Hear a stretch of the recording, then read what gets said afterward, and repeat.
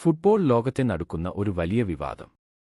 Super താരം Kylian എംബാപ്പയും Real മാഡ്രിഡും ഇപ്പോൾ കടുത്ത വിമർശനങ്ങളിൽ.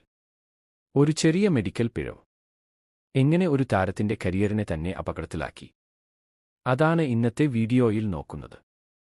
സ്കാനിൽ പ്രശ്നമൊന്നും കണ്ടെത്താനാകാതെ എല്ലാം സുഖം എന്ന നിഗമനത്തിൽ എംബാപ്പയെ വീണ്ടും കളിക്കാൻ അനുവദിച്ചു. അതിന്റെ ഫലമായി താരം തുടർച്ചയായി 3 മത്സരങ്ങളിൽ കൂടി കളിച്ചു.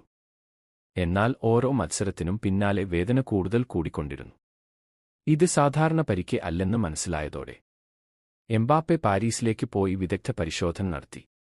അവിടെ നിന്നാണ് ഞെട്ടിക്കുന്ന സത്യം പുറത്തുവന്നത്. ഇടതുമുട്ടിലെ ലിഗമെന്റിൽ ഗുരുതരമായ പരിക്ക്, അതും വൈകിയതിനാൽ കൂടുതൽ വഷളായ അവസ്ഥയിൽ. ഈ വലിയ മെഡിക്കൽ പിഴവിൽ എംബാപ്പെ അതിയായ രോഷത്തിൽ ആയിരുന്നു.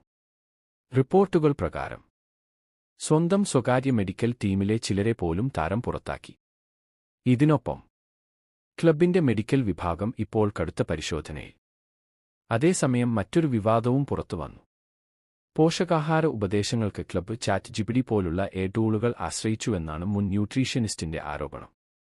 ഇത് റയൽ മാഡ്രിഡിന്റെ പ്രൊഫഷണലിസത്തെക്കുറിച്ച് വലിയ ചോദ്യങ്ങൾ ഉയർത്തുന്നു. ഒരു ചെറിയ പിഴവ് ഒരു വലിയ താരത്തിന്റെ ആരോഗ്യത്തെ പോലും അപകടത്തിലാക്കി. ഇത് ഫുട്ബോൾ ലോകത്തിന് ഒരു വലിയ പാഠമാകുമോ? ഈ വിഷയത്തെക്കുറിച്ച് നിങ്ങളുടെ അഭിപ്രായം എന്താണ്? കമന്റിൽ പറയാൻ മറക്കല്ലേ.